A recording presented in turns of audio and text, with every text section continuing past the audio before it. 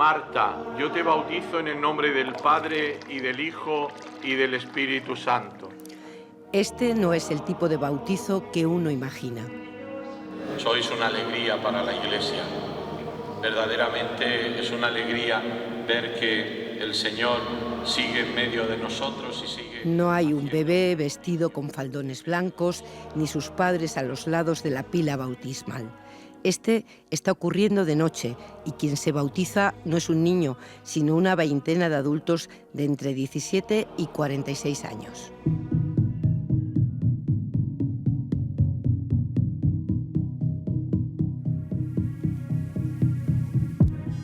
El número de católicos ha bajado drásticamente en las últimas 2 décadas y los españoles que se declaran sin ninguna religión se han triplicado en apenas 20 años. Pero esta tendencia está empezando a cambiar entre los más jóvenes y crece el número de bautizos en adultos.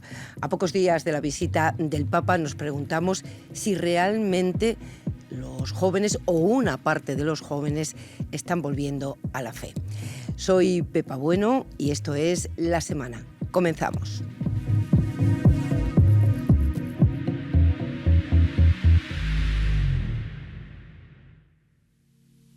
Buah, es que no nos queda nada para terminar el curso, ¿eh? Sí, en nada ya estamos en tercero, tío. Que se ha pasado todo. Marta vive en Fuenlabrada, una ciudad en la periferia de Madrid, pero pasa buena parte de la semana haciendo kilómetros.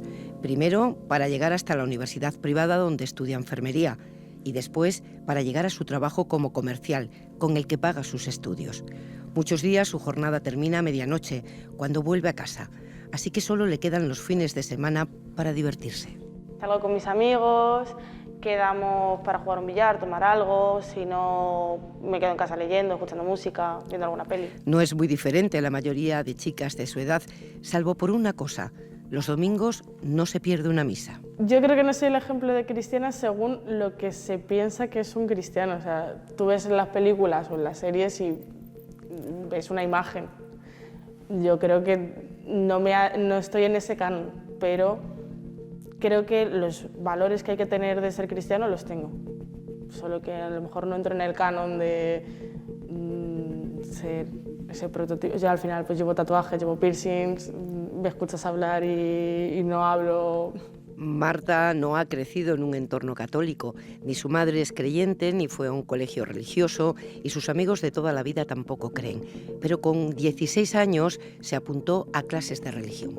A mi madre le sorprendió que quisiese apuntarme a clases de religión porque nunca había, o sea, aunque siempre me había gustado la Semana Santa, nunca había dado pie a quiero apuntarme a religión, quiero rezar, quiero ese mundo. No fue casual. Su padre había enfermado de cáncer y sentía que necesitaba aferrarse a algo, tener esperanza. En el instituto hizo una excursión a un convento y pidió a una de las monjas que rezara por él. Su padre falleció, pero aquel acto le trajo un enorme consuelo. Yo fue cuando se murió mi padre que necesitaba como algo que le diese sentido. Entonces, bueno, como yo ya más o menos sabía un poco de religión, sí que tenía como la certeza de que estaba ahí, de que estaba en el cielo, de que me estaba cuidando, y eso al final me llevó poco a poco a decir, vale, si yo creo que está en el cielo y creo que está viéndome y protegiéndome, ¿por qué es? Y al final pues llegué al catolicismo del todo.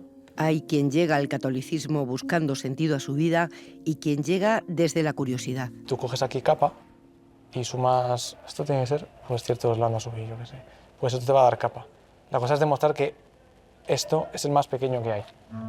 Alonso tiene 22 años y está terminando la carrera de matemáticas.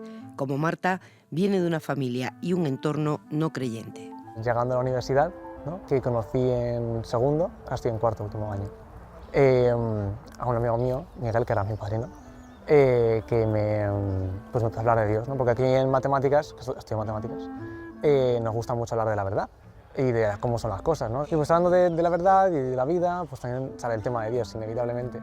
Y pues claro, él que es católico, pues me fue instruyendo un poco y rompiendo como esos prejuicios que yo podía tener de la Iglesia y bueno, y de la fe, claramente. en mi vida. Tras una de aquellas largas conversaciones con su compañero Miguel, este le invita a una peregrinación que su parroquia iba a hacer al santuario de San Ignacio de Loyola. No había ido antes a ninguna misa, ni siquiera había pisado una parroquia. Sin capaz de explicarlo, pero tenían algo en los ojos, una forma de un trato que no soy capaz de explicar, simplemente como que va más allá, ¿no? Un fulgor en los ojos que se transmite, ¿no? Y te llama la atención, dices, porque tiene esta gente que yo no tengo, que habla así, o que actúa así, o que mira así, ¿no? Aquel viaje le marcó intensamente, así que empezó a ir a misa con Miguel. El siguiente paso era hablar con su entorno. Sus padres, muy críticos con la Iglesia, lo respetaron, pero no fue tan fácil contárselo al resto. Pues es verdad que no lo he compartido mucho, porque también sabe un poco el miedo a ser juzgado y sobre todo no tanto el ser juzgado, sino como el que no me entiendan y el que piensen que no es para ellos también. Alonso siguió profundizando en la fe cristiana, empezó a salir más con sus amigos de la parroquia y un día sintió que quería dar un paso más. Yo pensaba que iba a ser una cosa de me acerco a la parroquia un día y digo, venga, va, me quiero bautizar. Vale, pues el fin de semana que viene tal, pero no. Yo descubro que es un proceso largo, que además, bueno, yo lo agradezco porque, claro, si no he ido a clase de religión nunca, hay muchas cosas que tengo que saber. La preparación para el bautismo de un adulto puede durar entre 1 y 2 años. Marta pasó por el mismo proceso. Esta Semana Santa, durante la vigilia pascual, ambos se bautizaron en la Catedral de Getafe. El templo estaba a rebosar, tanto que muchas personas tuvieron que quedarse de pie durante las 3 horas que duró la ceremonia. 24 adultos recibieron ese día los sacramentos de iniciación cristiana: el bautismo, la comunión y la confirmación.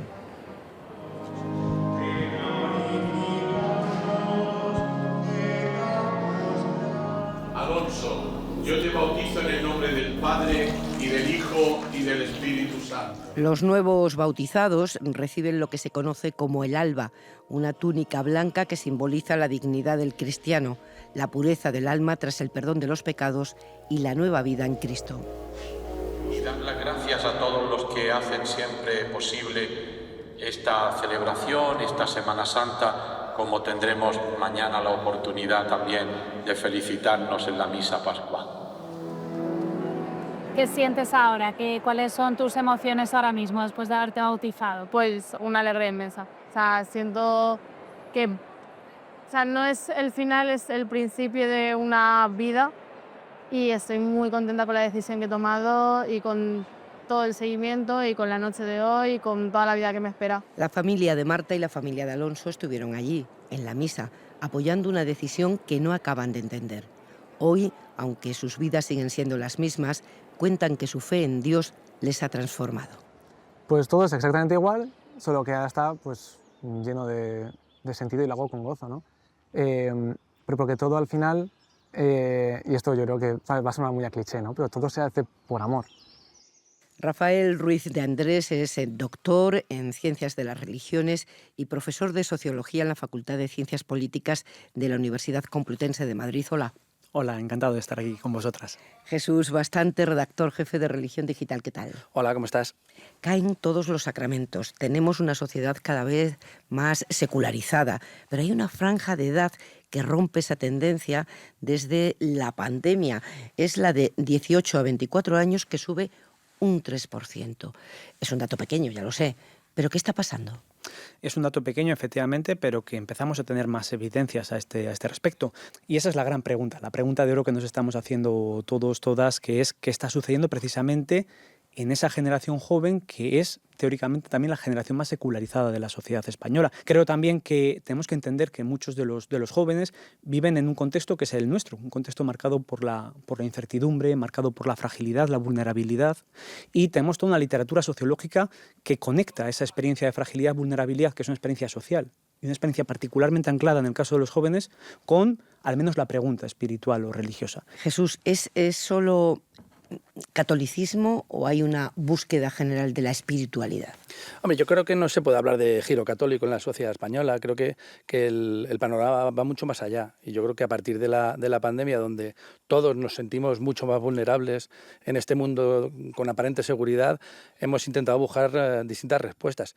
Y en el caso de los jóvenes, respuestas en cierto modo inmediatas. Profesor, doctor, ¿estamos ante un cambio histórico o es una coyuntura? Porque venimos de un ciclo de acontecimientos que realmente crean mucha inquietud, que empezó con la pandemia, ¿no? Lo impensable estaba ocurriendo y a partir de ahí se ha vivido una proliferación de guerras, algunas en territorios donde no se recordaban, aquí en suelo europeo, la de Ucrania. ¿Es el comienzo de un cambio histórico o es eso, una coyuntura que mueve las tendencias? Las cifras de momento no nos permiten hablar de un cambio estructural, porque son cifras que responden a unos poquitos años y todavía con disparidades entre las diferentes fuentes. Pero claro, no tenemos que olvidar el contexto macro en el que se integra todo lo que estamos hablando. Y tú misma lo estabas señalando, Pepa, estamos en un momento en el que muchas de las seguridades que sustentaban nuestras sociedades se están rompiendo, se están resquebrajando. Por ejemplo, una pregunta que hago mucho con mis estudiantes es ¿cuántos de vosotras pensáis que vais a vivir mejor que vuestros padres? Prácticamente nadie levanta la mano. Jesús, ¿crees o tenéis testado si en ese repunte de la vuelta a la religión de los más jóvenes tiene algo que ver la ideología de extrema derecha? A mí sí me da la sensación que al menos en este país el repunte de jóvenes entre 18 y 24 años que se declaran católicos y que es evidente, también coincido con un repunte de jóvenes entre 18 y 24 años que se sienten más cercanos a la ideología de extrema derecha. Y yo creo que también somos hijos de nuestro tiempo y no podemos olvidar esa guerra cultural que se está haciendo desde algunos lugares, que se ha exportado a nuestro país, de Estados Unidos, con Trump, de Brasil, de Bolsonaro, en Argentina, Milei, Orbán en Hungría, Francia, y aquí también lo estamos viviendo, como esta sensación de que los católicos de siempre, los de pura cepa, son de una manera determinada y votan a una determinada gente porque los otros, y ya nos podemos hablar de palabras rarísimas como woke y demás, los otros son ejemplos de personas que quieren dilapidar una dinámica histórica.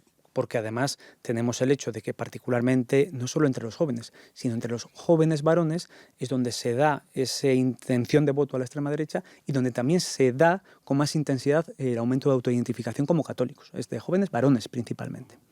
Sin embargo, creo que esto explica una parte de todo lo que estamos viendo. Y la figura es mucho más compleja. ¿Por qué?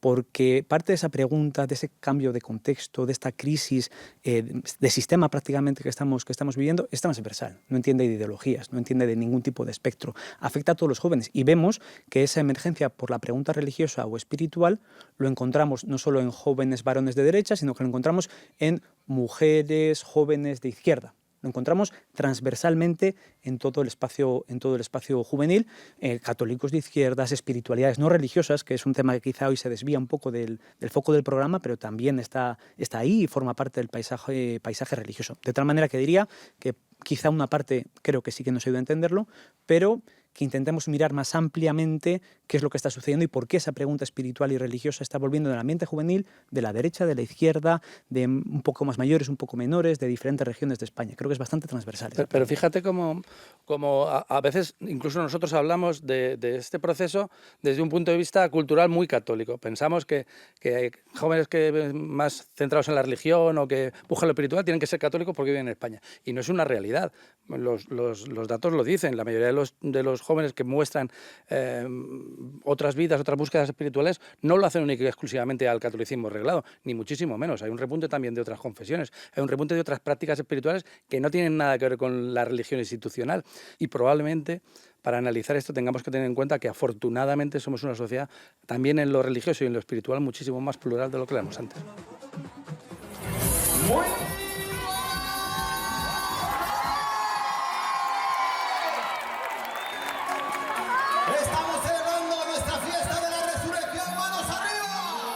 Es mediados de abril y la Plaza de Cibeles de Madrid reúne a miles de personas que corean a sus grupos favoritos. Pero lo que une a esta gente no son los conciertos, sino su fe. Esta misma plaza se llenará a principios de junio con el mismo propósito. El Papa dará una misa aquí. La fiesta de la Resurrección es un festival religioso gratuito. Entre los asistentes hay gente de todas las edades, pero sobre todo chicos muy jóvenes y familias que se mezclan con grupos de monjas. Algunos llevan pancartas en las que se pueden leer frases como «Dios existe, Dios es grande». ¡Los católicos no somos aburridos! Hoy actúan los Gypsy Kings y Liz Mitchell, la mítica cantante de Boney M. Pero el cabeza de cartel es otro, Hakuna. Pues para mí Hakuna es como estar delante del Señor. El único rey es ponerla y estar libre. Te libra de todas las cruces que llevas a tu espalda. Pues una forma de vivir la fe diferente, y que creo que los jóvenes necesitábamos algo como esto para mostrar al mundo lo que realmente es para nosotros la fe.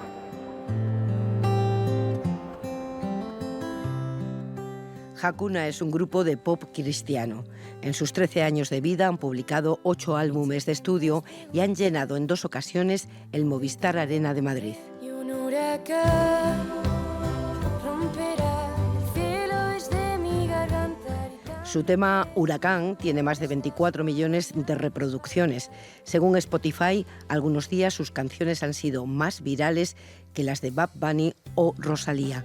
Poco antes de que arranque su concierto, hablamos con varios de sus integrantes. Pues la verdad que ni esperamos ni dejamos de esperar, o sea, simplemente agradecidos, ¿no? Agradecidos porque esto es obra de Dios y del Espíritu y vemos y somos conscientes de Este grupo de pop es algo atípico. Lo forman 400 músicos repartidos por toda España. Dependiendo de dónde sea el concierto, acuden unos u otros. Pero Hakuna no nace como una banda de música, sino como un grupo de fieles jóvenes que buscan vivir la fe en comunidad. Su fundador es el sacerdote José Pedro Manglano, alias Josepe, que abandonó el Opus Dei para liderar esta asociación. En una página web con una estética muy cuidada puede leerse: «Somos Hakuna, una familia de apasionados por la vida». En ella ofrecen retiros, voluntariados o un máster de 3 meses para preparar a parejas para el matrimonio. Pero también merchandising de todo tipo: abrigos, sudaderas, relojes, rosarios o vírgenes que rondan los 3.000 euros.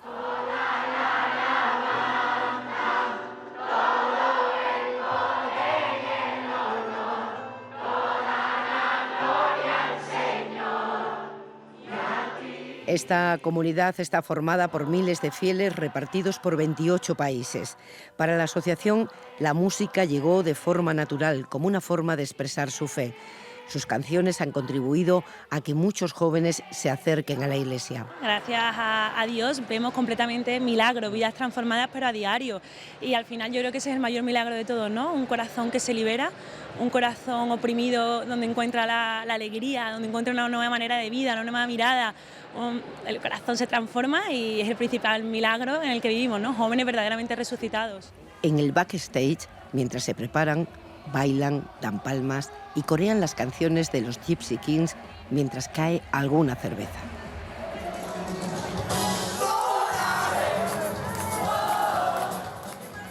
Poco antes de salir a actuar ante las más de 80.000 personas que han ido a verles, llevan a cabo el ritual que repiten antes de cada concierto. En una pequeña carpa blanca improvisan una capilla, rezan cantando y un párroco les da la bendición.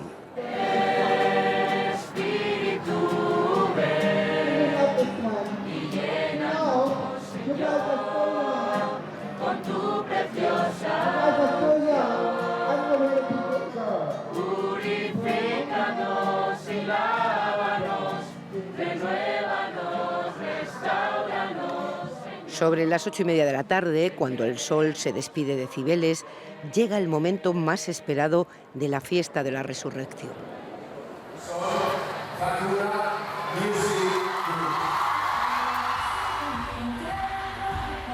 Miles de personas corean palabra por palabra la letra de Baila y déjate de historias, una de las canciones más conocidas del grupo. Por momentos, la voz del público supera la de la banda.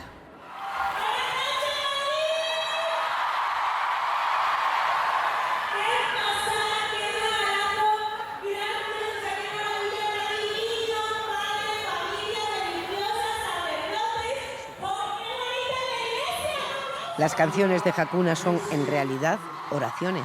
Bueno, yo creo que más bien es un modo de acercarse a Dios a través de la Iglesia a los jóvenes. Es un medio que ha elegido el Señor para acercarse, como tantos medios que hay, ¿no?, en la Iglesia, que siempre se va renovando en el Espíritu Santo.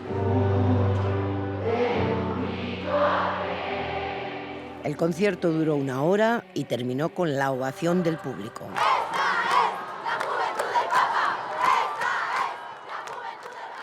Pero esta comunidad, Hakuna, no es la única que está atrayendo la atención de algunos jóvenes. Están, por ejemplo, los movimientos de Emaús o Efetá, con retiros de fin de semana rodeados de bastante secretismo, donde se apela a las emociones y se viven situaciones de mucha intensidad. Retiros de Emaús. Yo sé que muchos de vosotros estáis escribiendo mensajes, tengo un amigo que lo ha hecho, tengo un primo que lo ha hecho, mi mujer lo hizo y les cambió la vida. La Conferencia Episcopal ha mostrado preocupación por este tipo de exaltación de la fe. En una nota publicada en marzo consideran que algunas de estas prácticas desvirtúan una auténtica visión de Dios. Pero si hay un lugar donde la palabra de Dios se ha vuelto mainstream, ese lugar es Internet, las redes sociales. ¿En qué creemos los católicos? En los comentarios de los últimos días estoy viendo que hay bastantes malentendidos sobre nuestra fe. Eva Alcalá tiene casi 100.000 seguidores en TikTok. Sentada en una silla de gamer, con una figura de la Virgen y una Biblia, habla sobre su fe cristiana. Las redes sociales cuentan con amplias comunidades de católicos y a sus influencers se les conoce como misioneros digitales. Lo más valioso que tienes es tu sexualidad, ¿vale? Tu virginidad. Entonces, espérate al matrimonio. Las redes les sirven para guiar a otros creyentes, resolver dudas o dar consejos. Uno de los vídeos más pedidos de mi perfil. Yo rezo el rosario todas las mañanas en 10 minutos. Pero también para compartir momentos de oración. Me gustaría invitarte a caminar conmigo, en Halo, en el reto de Cuaresma. Todos los viernes voy a acompañaros con el ayuno. 40 días para prepararnos, para crecer en libertad interior y volver con un corazón renovado. ¿Me acompañas? Jaime Lorente, muy conocido por ser uno de los protagonistas de La Casa de Papel, habla de su fe y acompaña a otros creyentes en una aplicación para rezar, Halo. Como muchos de vosotros, yo también he pasado por procesos duros y he vivido mi proceso de oscuridad, de tristeza, de miedo, hasta que un día, en mitad de ese dolor, tomé una decisión que no fue nada fácil, doblar la rodilla, miré al cielo y dije, Dios, sálvame. Fuera no cambió todo de golpe, pero dentro de mí sí, empecé a sentir. Algunas congregaciones religiosas se suman a esta ola y cuentan la vida dentro de los conventos. Estamos a primeros de mes y la madre abadesa nos ha pedido las cuentas. Sor Angélica le entrega cuánto se ha gastado en alimentación. Sor Gabriela lleva las cuentas del dulce, lo que hemos comprado de materia prima y lo que hemos vendido aquí en el monasterio. Y yo me encargo de las compras online, los pagos. ¿Quién nos iba a decir que un día nos contarían la vida de un convento por dentro? Esto sí. Totalmente rompedor, ¿no? Con lo que es rupturista, totalmente. Y que no fuera valorado, además. Pero más allá de esto, del fenómeno de las redes, del éxito de la película Los Domingos, del impacto global de Rosalía con Lux, ¿Dios está de moda? ¿Es una moda? A mí me preocuparía que lo fuera. Pero tiene muchos visos de que estamos intentando o están intentando que lo sea. Creo que creer o no creer en Dios forma parte de la identidad personal y social de personas y de ciudadanos, pero no creo que la espectacularización de la fe sea algo que ayude a construir una sociedad en la que podamos convivir. Y luego es verdad que el resto de cuestiones a mí sí que me parecen incluso más preocupantes. Todo el tema de los retiros de Éfeta, Emaús y demás, hay un aspecto ahí de no solo de caída de caballo como San Pablo, que por cierto San Pablo nunca se cayó del caballo, de chute de Dios, de necesidad de tener grandes experiencias de fe que me cambien la vida, como si tener fe fuera algo absolutamente extraordinario y no le sirviera a la gente normal. Tiene que ser algo especial. Claro, al final estamos hablando de que la pregunta religiosa, espiritual, los discursos religiosos están en el ambiente juvenil y están en sus códigos, en su manera de vivirlo, quizá más experiencial, más emotiva, está en las redes sociales, se viraliza y por tanto también puede tener lo que señalabas, algo de ese efecto moda. Al final, si lo pensamos fríamente, cuando se lanza un producto en el que combinas estética religiosa, como es el caso de Rosalía, está bien pensado. ¿Y cómo creéis que debe resolver la Iglesia la contradicción evidente de tener algún recelo con la banalización de la fe, ¿no? que tú señalabas, Jesús, y que sea a la vez un fenómeno que vemos claramente que atrae jóvenes. Yo creo que los propios obispos se han dado cuenta, y de ahí viene ese documento del que hablabas, que el giro católico y el emotivismo tienen muchos riesgos. Quizá este momento para la Iglesia es una oportunidad para escuchar las claves juveniles y las claves generacionales. No tenemos que olvidar que gran parte de los representantes de la Iglesia son de una generación mucho más mayor que en la que se están viviendo estos fenómenos. O sea, una fractura generacional. Una fractura generacional. Por otro lado, es interesante porque, claro, el catolicismo es una religión con una clara carácter institucional, un claro carácter institucional que en último término descansa en la figura del Papa. Muchas veces en los debates podemos hablar de las complejidades que en muchas ocasiones establece ese liderazgo tan centralizado en el cuerpo de los fieles, pero también tiene cuestiones interesantes. Por ejemplo, cuando surge un grupo de católicos que apoya las invasiones militares o que apoya ciertas ideologías, tienes una autoridad que puede decir, oiga, mire, esto está quizá fuera de lo que se está predicando, de cuáles son los contenidos doctrinales, ¿no? Como lo que estamos viendo con Estados Unidos y con Vance y con Marco Rubio, que son católicos proclamados y que tienen esa disputa con el que es la autoridad, en cierto modo, reconocida por la comunidad católica. ¿Qué quiero decir con esto? Que es interesante, quizá también, más allá de lo que hemos señalado en la primera consideración, ese diálogo. Ese diálogo, ¿por qué? Porque la emotividad es parte del código juvenil, pero la emotividad tiene sus riesgos. Y uno de los riesgos es cuando una experiencia es muy emotiva, también el joven se puede ahondar en esa vulnerabilidad. Y creo que en parte de las preocupaciones también hay la posibilidad de que esa vulnerabilidad, esa emotividad pueda radicar, pueda generar abusos espirituales. No sé si estoy percibiendo que está un poco más preocupado Jesús que Rafael por el hecho de que la Iglesia acepte que en esta fractura generacional hay modos y formas que igual no están en los códigos de relación, nada doctrinal, en los códigos de relación o de aproximación a la Iglesia que no estaban en las generaciones anteriores. Claro, la sociología es una ciencia que describe y analiza, no es una ciencia que se preocupa. Eso ya corresponde, ¿no?, a cada uno luego que haga cada uno lo que considere. A mí me preocupa esto sobre todo, entre otras razones, porque la identificación concreta, de una manera concreta de ser católico, sí que se visibiliza, y lo hemos visto en las imágenes, con una manera de ser, de actuar, de vestir y de pertenecer. Ahí hay el sector de jóvenes que están participando en este tipo de actividades, creo que se asemeja más a lo que comentabas tú antes de ese centro derecha, esa visión más acomodada de grandes ciudades. Es más complicado encontrar en barrios obreros este tipo de movimientos. Y yo creo que el riesgo de este tipo de movimientos es que te pueden dar 4 claves, pero que tienes que seguir a macha martillo y olvidarte del resto. Y a mí eso me parece muy preocupante. Quiero entender en tus palabras, por aclararnos, que tiene un matiz de clase lo que está ocurriendo. Yo creo que en este resurgimiento de la fe entre los jóvenes. Yo creo que los seguidores de Hakuna sí que tienen un perfil de clase, y muchos de los que participan en retiros como EFETA y Emaús también lo tienen. Coincido con lo que señalas. Yo creo que aquí habría que diferenciar estas dos cuestiones. De un lado tenemos, que es cierto, y gran parte de la crítica que se hace incluso desde espacios de la propia Iglesia a Hakuna es que quizá son propuestas muy masivas, pero que si las analizas con detalle están llegando a jóvenes muy, muy concretos. Y eso, el riesgo es lo que señala Jesús. En el fondo, la Iglesia Católica, incluso en su objetivo, es universal, tiene una vocación de transversalidad, ¿no? Después, Y en ocasiones... Perdona que te interrumpa. ¿Qué hay detrás de Hakuna? Porque yo intento investigar durante muchísimos meses las letras, las personas que participan, que es una especie de década prodigiosa que van cambiando los protagonistas, los componentes cada portés en función de dónde estén. Pero ¿qué hay detrás? ¿Qué espiritualidad tienen detrás? ¿Qué figura canónica tienen detrás? Porque nadie sabe qué es Hakuna. Y a mí, por ejemplo, me parece que la espiritualidad del Opus Dei sigue estando muy detrás de Hakuna. Me parece que también. Que a lo mejor podemos estar vistiendo un traje B de una institución que ya existe, porque tiene unos prejuicios tras de sí que no os casarían para trabajar con más libertad. Yo creo, por ejemplo, la idea, en el artículo que hicimos un par de artículos, un grupo de sociólogos, Joseba García y Nachi Perugorría de la Universidad del País Vasco y yo, sobre Hakuna, y una de las claves es esa, es una relectura de la espiritualidad del Opus Dei. La espiritualidad del Opus Dei está muy centrada en la santidad de la vida cotidiana. La santidad de la vida cotidiana muy entendida en familia y trabajo. Claro, esas claves que para los jóvenes, en los cuales los modelos de familia se han diversificado, tener una familia cada vez es más difícil, los modelos de trabajo también a veces son poco atractivos, no llaman, ¿no? De tal manera que el interés de Hakuna es que esa espiritualización de la vida cotidiana se da en un ámbito que sí que conecta con los jóvenes, que es el ocio.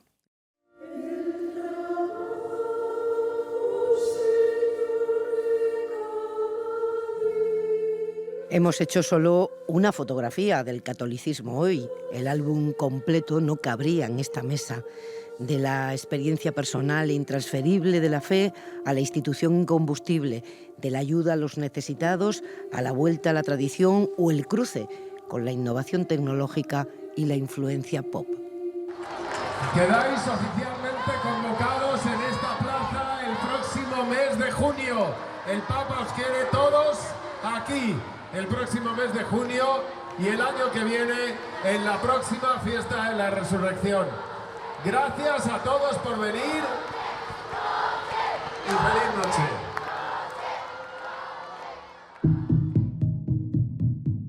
La Semana es un videopodcast del equipo de vídeo y audio digital de RTVE Noticias. Puedes escucharnos y vernos en RNE Audio, RTVE Play, Radio 5, Canal 24 Horas, YouTube y en otras plataformas digitales.